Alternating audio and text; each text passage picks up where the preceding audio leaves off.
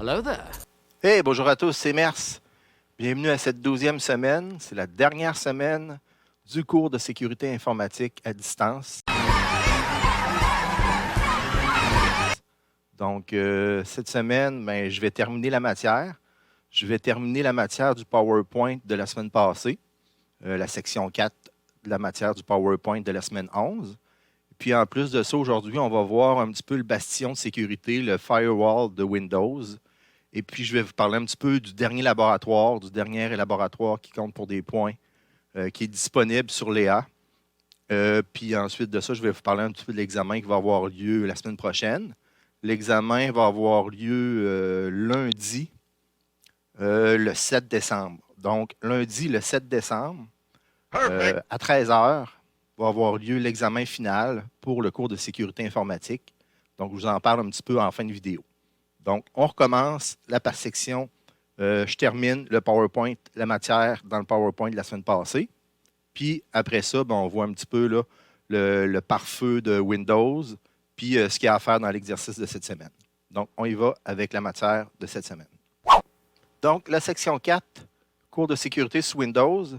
La section 4, c'est tout simplement la sauvegarde, faire des copies de sauvegarde, faire en sorte que notre Windows puisse être récupéré si jamais on a des problèmes de sécurité sous Windows. Donc, on va voir les différentes méthodes qui sont apparues avec les dernières versions de Windows où on peut faire des copies de sécurité, des points de restauration et aussi un disque de réparation si jamais on en a besoin. Donc, on passe à la section 4. Autre chose qu'on peut faire aussi, c'est sauvegarder nos données de Windows. Ce serait peut-être une bonne habitude sur votre ordinateur personnel ou sur l'ordinateur des membres de votre entreprise, de faire des sauvegardes régulièrement. C'est possible de sauvegarder sur le cloud, sur l'info nuagique, donc de faire un dispositif qui permet de se connecter, par exemple, là, à notre Drive, si on a un compte Microsoft avec Office 365, comme vous avez avec le Cégep. Donc, ça pourrait être cool de se connecter à ça, mais ça pourrait être cool aussi de faire un enregistrement, par exemple, sur une clé USB ou sur un disque dur externe de nos données. Donc, ça, c'est possible de le faire.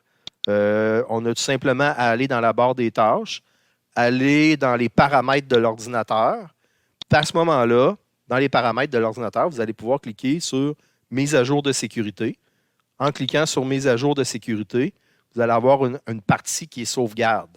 En cliquant sur « Sauvegarde », vous allez pouvoir ici cliquer sur, si c'est un disque dur externe ou une clé USB, vous allez pouvoir ajouter un lecteur et vous allez pouvoir cliquer sur sauvegarder. Donc, petite démonstration. Je vais aller tout simplement ici sur mon menu démarrer. Dans le menu démarrer, vous avez la petite roue de paramètres qui apparaît ici, la petite roue dentelée. Donc, vous cliquez sur paramètres.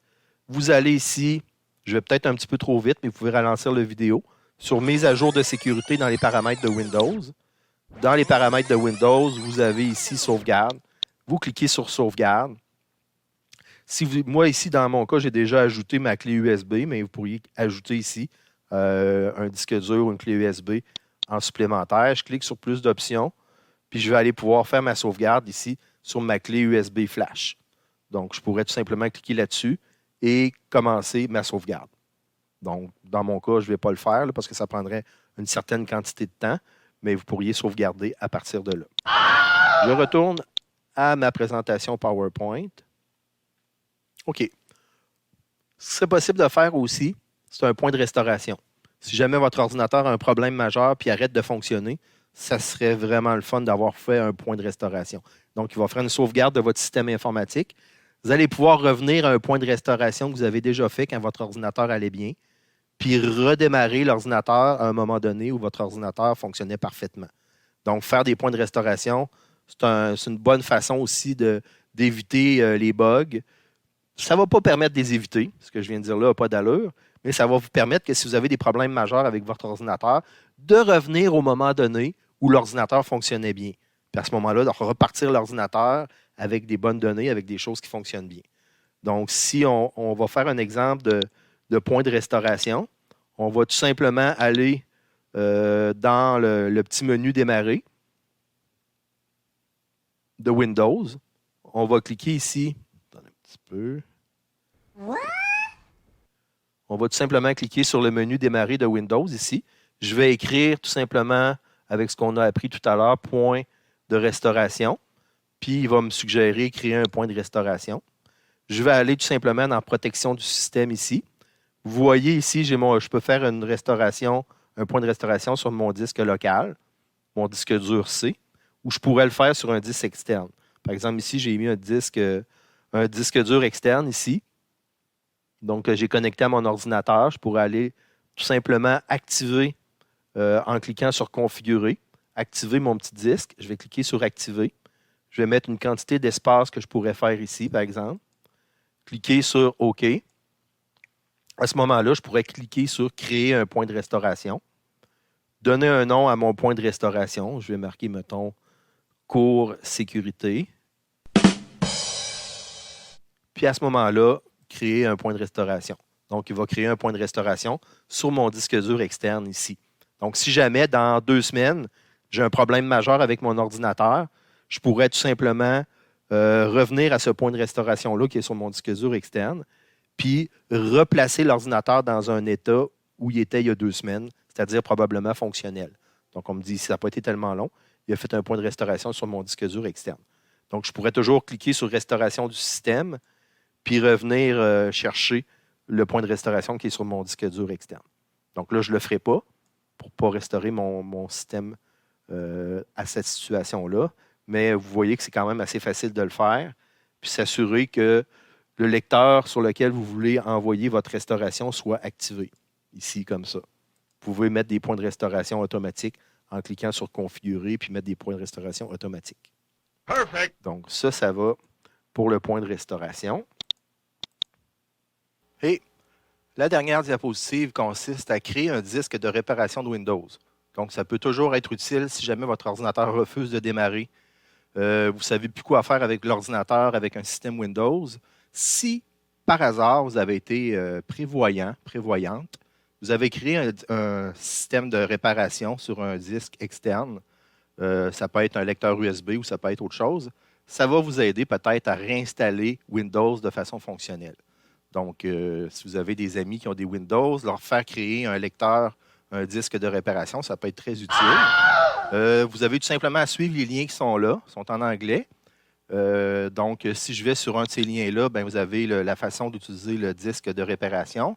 Dans notre version de Windows que j'ai chez moi, si je vais dans le menu Démarrer puis je suis les informations qui sont là, je dois tout simplement écrire lecteur au lieu de disque, lecteur de récupération. Donc, au lieu de disque, ça peut être lecteur de récupération. En choisissant lecteur de récupération, ben, je vais faire en sorte de sauvegarder les fichiers du système sur le lecteur de récupération. Donc, je clique sur Suivant, puis ça va prendre un petit bout de temps là, pour démarrer le lecteur de récupération. A few moments later. Bon, après quelques minutes de recherche, ben là, vous voyez qu'il me demande d'insérer un lecteur flash USB. Il va tout supprimer les données sur mon lecteur flash USB. On dit un minimum de 16 gigaoctets sur mon lecteur flash USB. Donc, je n'ai pas de graveur de CD, donc je ne peux pas faire un CD de récupération, mais je pourrais faire une clé USB de récupération dans mon cas. Là, je ne le ferai pas parce que sinon, il va effacer tout le contenu de ma clé USB. Donc, imaginez que vous avez juste à suivre les informations. Ça va vous permettre de faire une clé USB que vous allez pouvoir brancher dans l'ordinateur pour redémarrer et réinstaller de façon convenable Windows. Donc, on passe à la deuxième partie sur le bastion de sécurité, le firewall, le pare-feu de Windows. Ainsi ai-je parlé. Bon, pour la dernière partie, vous allez aller dans les notes de cours. Dans les notes de cours, ben, vous allez avoir le bastion de sécurité de Windows qui nous permet de vraiment bloquer, laisser entrer ou laisser sortir des informations de notre ordinateur. Donc, je vais tout simplement là, aller ouvrir dans la semaine numéro 12 le document Word qu'on a mis pour vous à la semaine numéro 12 sur le pare-feu de Windows.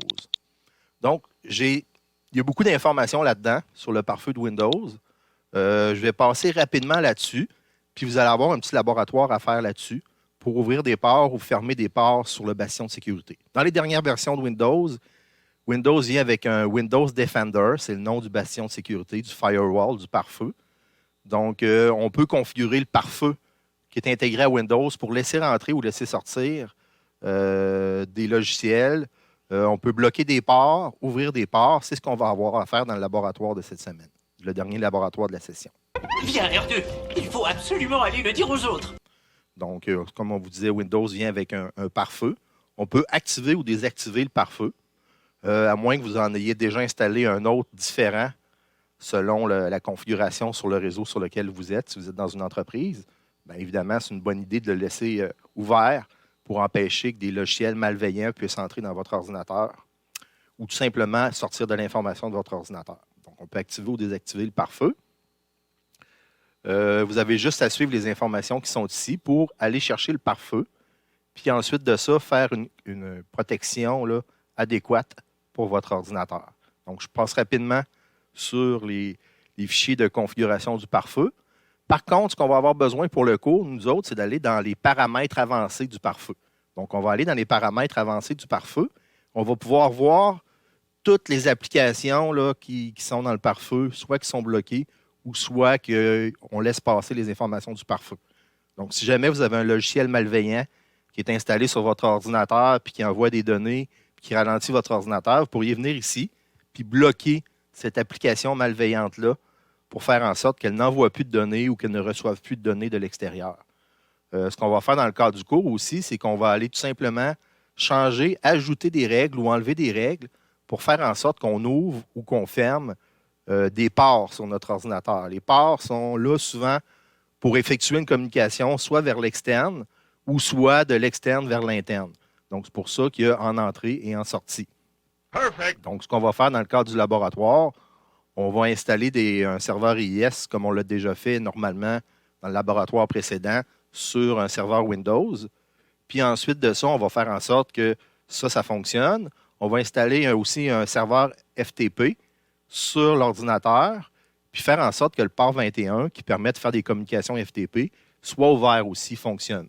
Mais s'il y a d'autres ports qui sont ouverts, on va tous les fermer pour être certain qu'il n'y a rien qui passe ou en entrée ou en sortie sur notre ordinateur.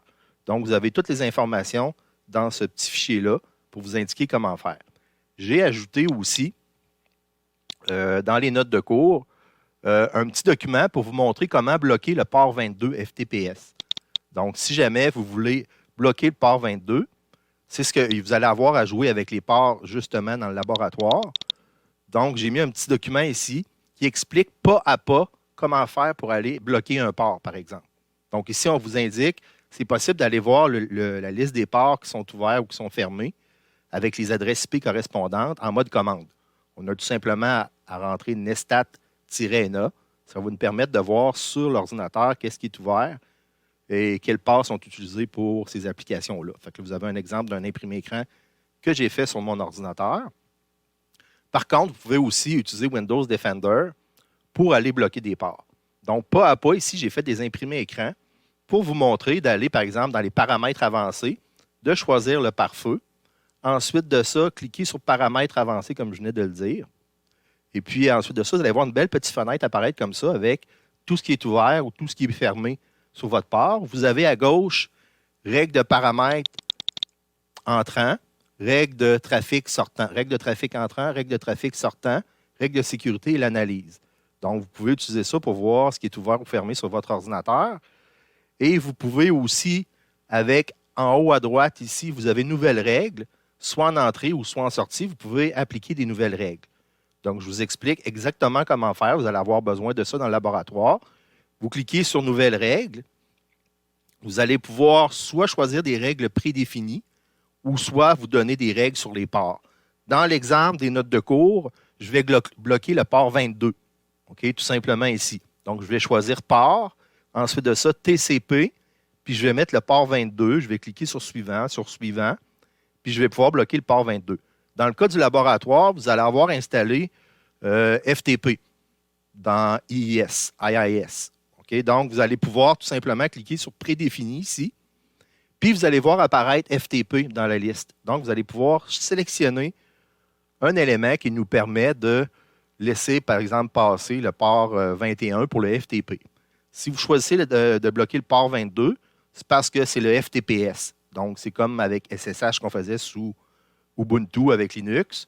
Donc, 22, c'est un port sécurisé pour faire du FTPS, tandis que le port 21, c'est le port standard pour faire du FTP, échanger des fichiers. Ensuite de ça, vous avez tout simplement à faire autoriser la connexion ou la connecter seulement si elle est sécurisée, ou bloquer tout simplement la connexion. Dans mon cas, je voulais bloquer le port 22.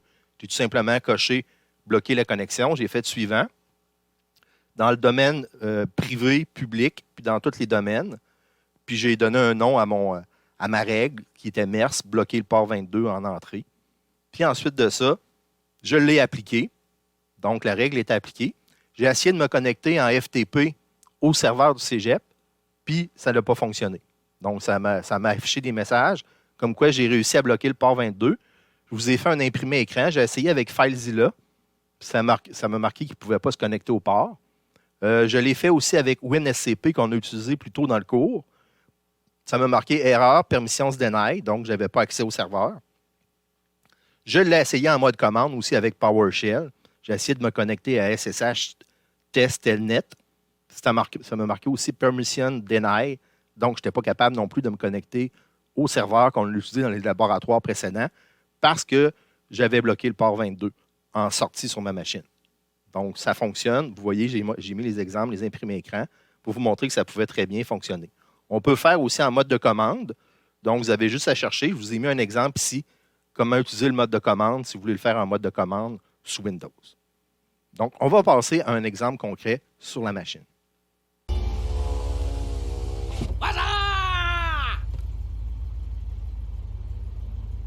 Vous vous souvenez, c'était dans cette pub célèbre.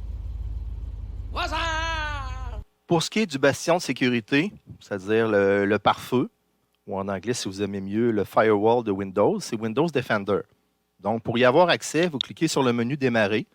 Vous allez dans les paramètres de votre ordinateur, puis vous faites une recherche tout simplement sur Windows Defender. Et vous allez voir apparaître, si vous êtes en français, Pare-feu Windows Defender. Donc, je clique tout simplement sur Pare-feu Windows Defender. Vous allez voir apparaître la belle petite fenêtre qui est là, qui nous permet, entre autres, d'activer ou désactiver le pare-feu selon les besoins qu'on a. Certaines personnes, pour jouer à des jeux, des fois, ce n'est pas très, très sécuritaire, mais doivent désactiver le pare-feu pour certaines applications. Mais normalement, on le laisse activer. Donc, si j'arrive dans Paramètres avancés, ce que vous allez avoir à faire dans le laboratoire cette semaine, c'est aller dans Paramètres avancés. Dans Paramètres avancés, vous allez pouvoir tout simplement ici, là, bloquer ou autoriser certaines applications, ou dans notre cas, on va bloquer ou autoriser certains ports en entrée ou en sortie. Donc, si vous regardez dans l'exemple, dans les notes de cours que je vous ai données, moi, je me suis créé une nouvelle règle, comme ça, nouvelle règle, puis j'ai tout simplement cliqué sur port. Dans le laboratoire, vous allez, après avoir installé, par exemple, FTP, vous allez cliquer sur prédéfini. Dans le cas de bloquer un port spécifique en entrée ou en sortie, je clique sur port. Je clique sur suivant. Je choisis, par exemple, TCP ou UDP. Donc, je vais choisir TCP. Port distant, par exemple, je pourrais marquer le numéro de l'adresse ou le port en question. Moi, c'était le port 22 ici. J'avais écrit 22. Je clique sur suivant. Autoriser la connexion. Autoriser la connexion si elle est sécurisée. Dans mon cas, c'était pour bloquer un port. Vous allez peut-être avoir à faire ça dans le laboratoire aussi. Je clique sur bloquer un port. Je clique sur suivant. Sur domaine privé ou public, les trois. Je clique ensuite sur suivant, puis je donne un nom à ma règle. Donc, c'est facultatif, la description. Moi, j'avais écrit bloquer le port pour MERS, etc. Donc, je fais annuler. Je vous montre celui que j'avais déjà ici. MERS, couper le port 22. Présentement, il est désactivé parce que sur mon ordinateur, j'ai besoin de FTP pour me connecter. Mais sinon, je pourrais activer la règle. Puis, à ce moment-là, en activant la règle, je ne pourrais plus me connecter, par exemple, en FTP sur une autre machine. En FTPS plutôt, parce que je bloque le port 22. Donc, le port 22, c'est pour FTPS. Puis, le port 21, c'est pour FTP tout court. Donc, activer la règle, je pourrais activer la règle pour faire en sorte que ça fonctionne. Perfect. Donc, c'est ici que vous allez avoir à travailler pour activer en sortie ou en entrée des ports sur votre machine, comme on le fait dans le laboratoire de cette semaine. Donc, je passe à une démo. On va regarder un petit peu ce qu'il y a à faire dans le laboratoire de cette semaine. All right, all right, all right. Bon, dans le laboratoire de cette semaine, vous l'avez disponible sur le réseau, donc dans les notes de cours sur Léa.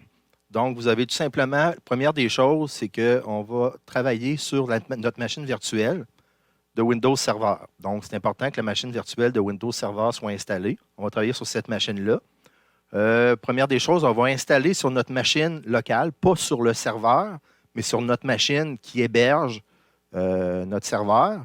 Donc, on va installer un petit logiciel pour être capable de voir les ports qui sont ouverts ou fermés sur une machine de notre réseau. Étant donné qu'on est en virtuel, on devrait être capable de se connecter sur notre machine virtuelle puis voir les ports qui sont ouverts puis qui sont fermés.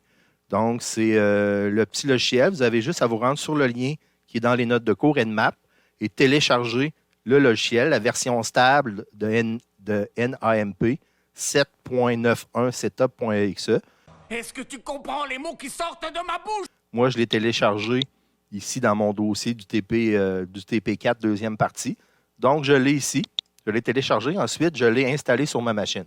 Donc, ce n'est pas une grosse installation. Ça va quand même assez bien. Ce petit logiciel-là va nous permettre, ensuite de ça, de voir ce qui se passe sur notre réseau.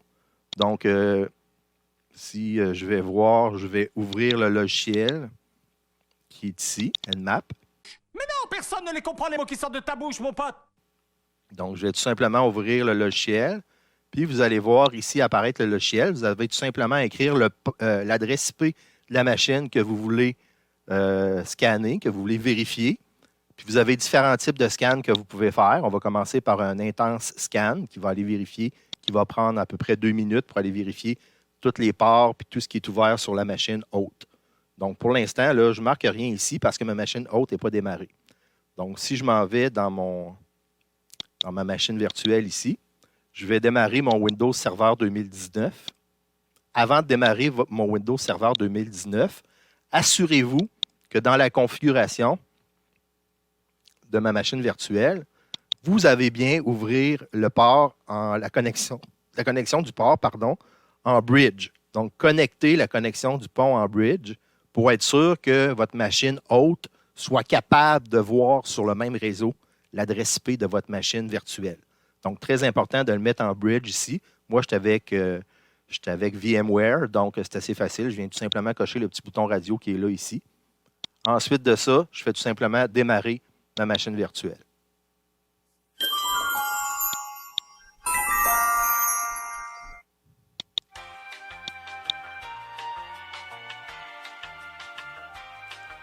Je rentre le fameux mot de passe admin 1, 2, 3 étoiles avec un A majuscule pour admin. Ensuite de ça, j'ouvre ma machine virtuelle.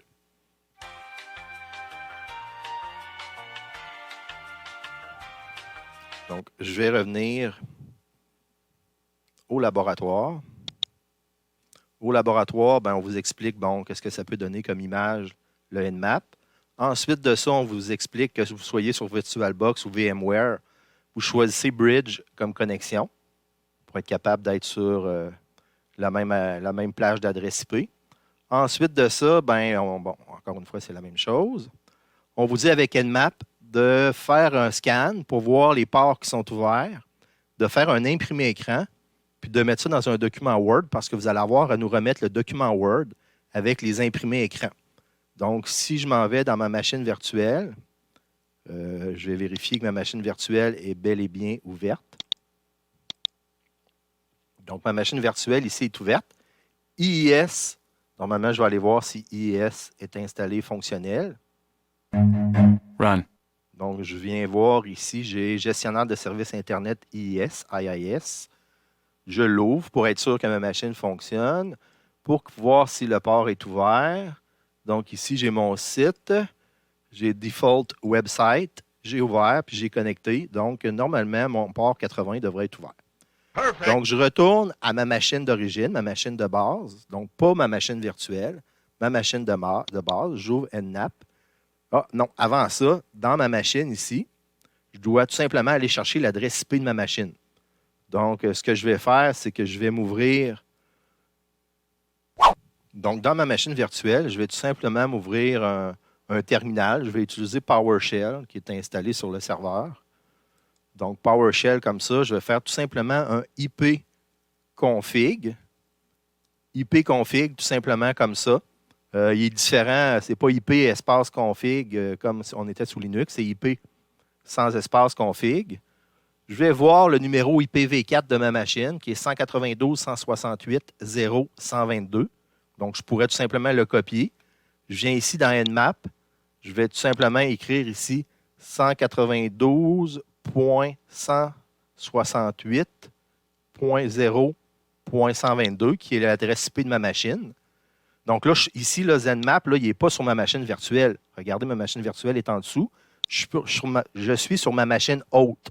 Donc, je vais aller voir si je suis capable de vous scanner l'adresse IP, voir ce qui se passe sur ma machine. Donc, je lance un scan intense, comme c'est écrit dans le laboratoire. Et là, j'attends quelques minutes de voir le résultat.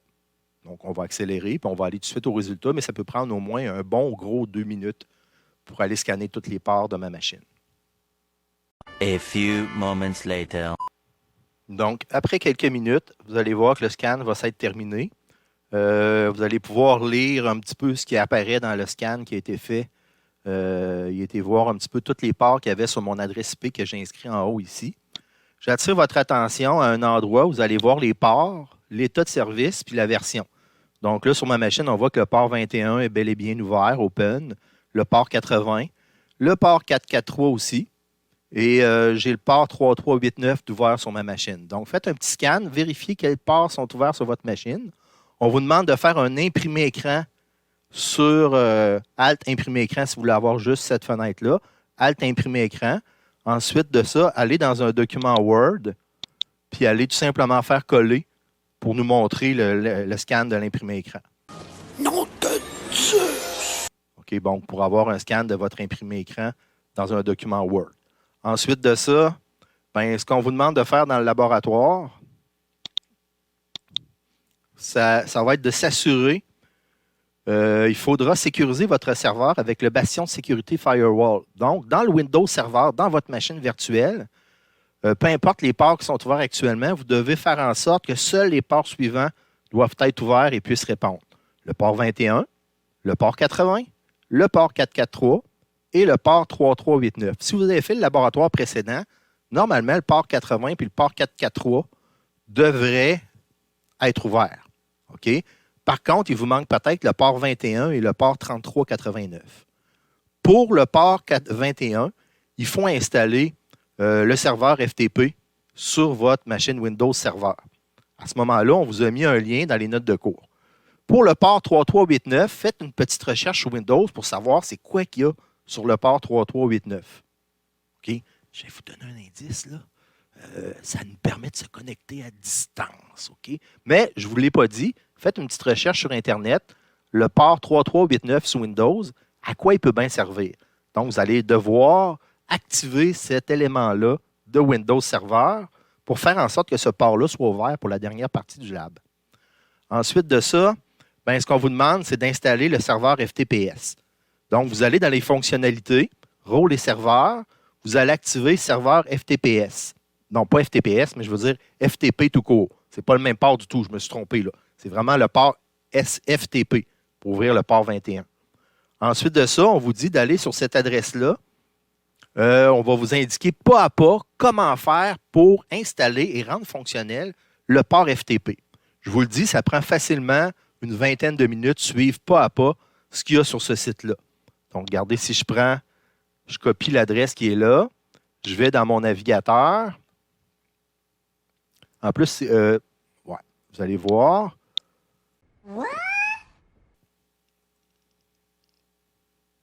Vous avez exactement sur cette adresse-là comment installer le serveur FTP sous Windows Server 2019. Donc, vous suivez exactement pas à pas ce qui est écrit dans ce site web-là.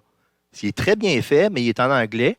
Mais il faut traduire dans notre tête un petit peu les rôles qui sont là, puis aller installer les rôles et serveurs de FTP. Donc, pour avoir le port 21 qui va s'ouvrir.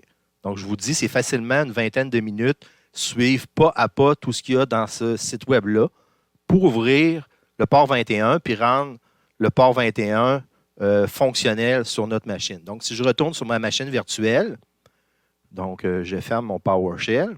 Si je vais voir dans mes fonctionnalités, j'ai suivi exactement tout ce qu'il y avait dans l'espèce de petit tutoriel en ligne pour installer le serveur FTP. Donc, si je vais voir dans le gestionnaire de services Internet IIS, vous allez voir que, sur ma machine, maintenant, je me suis créé un test FTP avec tout ce qu'on avait à faire avec le petit tutoriel pour installer FTP. Donc, maintenant, j'ai FTP d'installer et je peux me connecter à distance sur mon serveur en FTP. C'est-à-dire qu'il faut que le port 21 soit ouvert. Donc, une fois que ça c'est fait, on vous demande d'aller faire un autre scan puis aller peut-être bloquer les ports qui ne sont pas dans le laboratoire. Donc, je vous répète, dans le laboratoire, vous avez ici, on vous demande de laisser seulement ouvert les ports 21, 80, 443 et 3389. Donc, s'il y en a d'autres ports qui sont ouverts, on vous demande d'aller dans Windows Defender, comme on a vu dans les notes de cours, puis d'aller bloquer ces ports-là. Une fois que tout ça c'est fait, ben on vous demande de suivre le petit tutoriel qui est là, puis faire une capture d'écran de Nmap pour nous montrer que vous avez réussi. Donc, vous faites un deuxième scan avec Nmap pour aller voir les ports qui sont ouverts. Vous pouvez aller voir les ports qui sont ici aussi, mais voir, regardez, moi, là, après avoir installé tout ça, j'ai le port 21, j'ai le port 80, j'ai le port 443 et j'ai le port 3389 qui sont ouverts. Perfect. Donc, je réponds aux demandes du cours. Je refais un autre imprimé écran pour montrer au prof que j'ai réussi à ouvrir seulement ces ports-là sur le serveur, puis je l'envoie dans mon fichier Word. Autre chose qu'on vous demande de faire aussi dans le laboratoire, regardez, on vous montre un exemple. On vous demande tout simplement de remettre votre document Word avec les 2 captures d'écran, puis les explications sur le port de la liste initiale. Donc, essayez d'expliquer sur le port de la liste initiale, bon, quel port, que fait tel port, expliquez au moins que fait chacun des ports qui est ouvert sur la liste initiale. Donc, si vous ne savez pas ce qu'un port est ouvert et ce qu'il fait dans la vie, faites une petite recherche sur Internet pour voir ce que fait ce port-là. Comme entre autres, vous allez devoir faire une petite recherche sur le port 3389 pour savoir quoi installer sur la machine pour permettre d'ouvrir ce port-là. Donc, un des plus gros défis du laboratoire, c'est de faire le tutoriel pour installer le FTP, port 21. Puis le deuxième chose à faire, c'est de trouver qu'est-ce qui est le port 3389, puis de l'ouvrir sur votre machine.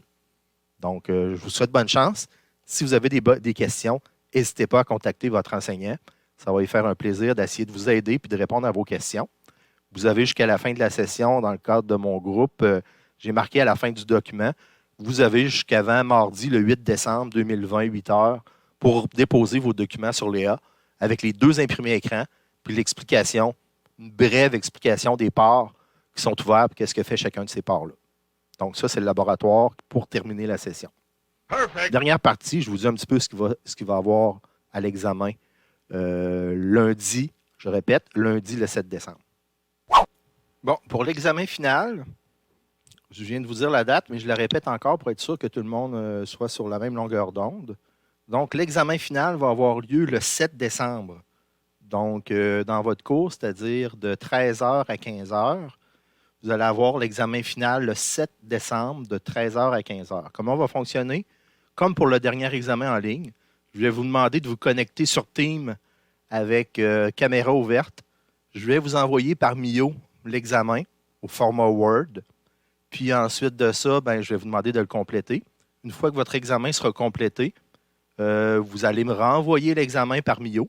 Vous allez attendre une confirmation du prof, s'il vous plaît, pour être sûr que j'ai bel et bien reçu votre examen et qu'il est complété. Puis ensuite de ça, vous pourrez quitter Teams si votre examen est complété. Donc, je rappelle, le 7 décembre, de 13h à 15h, vous allez pouvoir faire l'examen en ligne, qui va ressembler un petit peu au dernier examen que je vous ai fait faire en ligne. Le dernier examen était à la semaine 8. Donc, toute la matière qu'on a vue, c'est sûr et certain, depuis la semaine 8 jusqu'à la semaine 12, ça va être, c'est sûr, de la matière à examen. Okay? Officiellement, ça pourrait être un examen qui porte sur toute la matière qu'on a vue depuis le début de la session. Mais les principales questions qui vont être, la plupart du temps, des vrais ou faux, des cases à cocher, peut-être des phrases à compléter ou des choses à faire comme ça dans l'examen, ça va ressembler un petit peu à ce qu'on a fait depuis la semaine numéro 8, c'est-à-dire toute la sécurité pendant 2 semaines qu'on a fait sous Linux. C'est-à-dire connaître au moins un minimum les commandes qui nous permettent de faire un peu de sécurité, créer un usager, créer un groupe Donc, à partir du premier laboratoire numéro 5, le premier laboratoire numéro 3 qu'on a fait, ensuite de ça, tout ce qui est la sécurité, les PowerPoint qu'on a fait sur la sécurité sous Linux. Ensuite de ça, on a commencé la sécurité sous Windows. Donc, tous les PowerPoint, tous les laboratoires qu'on a fait de la sécurité sous Windows, l'installation du serveur IIS, toutes ces choses-là, ça fait partie de l'examen. Donc, l'examen va ressembler beaucoup à ce qu'on a fait au deuxième examen en ligne. Donc, si vous vous demandez quel genre d'examen ça va être à peu près ça. Officiellement, vous n'avez pas le droit à vos notes de cours, mais étant donné que c'est en ligne, c'est plus difficile à gérer comme ça. Donc, c'est sûr qu'on va vous poser des questions sur les commandes qu'on peut faire sous Linux en mode commande. Comment créer des groupes. Vous vous souvenez qu'on a fait les clés pour faire aussi... pour les clés qu'on a fait aussi en mode SSH sous Linux, les clés publiques, les clés privées, les commandes pour créer les groupes, créer les usagers, donner des droits sur des fichiers, donner des droits sur des dossiers aussi. Sous Linux, bon, toutes ces choses-là. C'est quoi le bastion de sécurité qu'on a installé sous Linux. Puis après ça, la même chose un petit peu sous Windows. Donc, ce qu'on vient de faire dans les 2 dernières semaines. Tout ça, c'est la matière à examen pour l'examen final. Donc, si jamais vous avez des questions d'ici le 7 décembre, n'hésitez pas. Communiquez avec moi, soit par Mio ou soit dans Team. Je vais essayer de répondre du mieux possible à vos questions. Donc, je vous souhaite une bonne fin de session. Puis, préparez-vous pour l'examen. Puis, il reste juste le dernier laboratoire à remettre. Donc, bonne chance à tous et bonne fin de session pour le cours de sécurité informatique. In case I don't see ya. Good afternoon, good evening, and good night.